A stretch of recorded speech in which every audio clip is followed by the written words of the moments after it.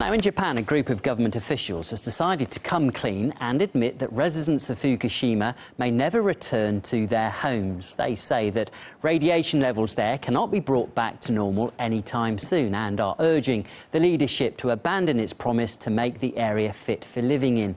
But only a handful of those residents actually want to go back, more than 2 years after an earthquake and tsunami crippled the Daiichi nuclear power plant. And here's one of the main reasons for that. Ideally, the radiation level should be just 1 millisievert per year. Since this is an unreachable target for Japan, the government reportedly hopes to ensure people aren't exposed to doses of more than 20 times that. However, in some of the worst affected areas, Geiger counters show measurements of around 50 times the recommended level, and that's halfway to cancer-causing levels. RT's Alexei Yaroshevsky brings us this report from the exclusion zone. It's hard to say what gives you a creepier feeling, the trail of destruction left by the 2011 tsunami, or the houses untouched by natural disaster but abandoned after the nuclear accident. Walking through the deserted streets of the Fukushima exclusion zone, we can see plenty of both. Technically, we're now well within the Fukushima no-go zone. We're just 10 kilometers from the nuclear power station. These houses, ravaged by the tsunami in 2011, still stand here and nowhere near to being restored. You'll be surprised to learn that radiation levels here are in fact lower than in some of the European cities. And this prompted the decision by the Japanese government to allow the people to return to their homes. But scientists say that's suicidal because radiation migrates and because it exists in hotspots scattered all across the area. In the hotspots, there is a huge amount of the radioactive material is concentrated and stored. It is almost impossible to find out all the hotspots to shut down or remove all the radioactive contaminated material from their houses.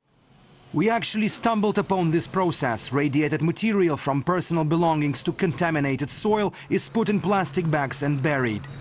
The radiation meter went berserk even from a considerable distance. Imagine our surprise when we found similar levels in an area which had never been included in the no-go zone. I've traveled to the Chernobyl exclusion zone more than a dozen times, and this was probably the scariest episode when we put a radiation meter on the ground on a layer of moss, and it produced more than 800 microröntgens per hour. That is 40 times more than the normal human radiation level. Here, 60 kilometers from the Fukushima nuclear power plant. The readings are certainly less than that. This is close to the average level of the ghost town of Pripyat in the Chernobyl zone. Only with one exception. The place where I'm at right now, more than 10,000 people are currently living. Mrs. Morizono is one of them. She bought a radiation meter and now patrols the area looking for hotspots.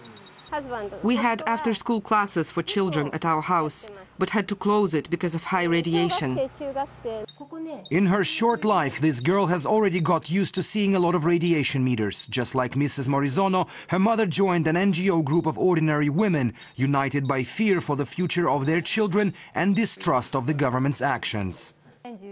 We're sending our data to government and TEPCO officials every day, and we get no reply. Don't see any action from them. As if they're trying to play down the scale of things. Meanwhile, our children are already suffering from thyroid issues.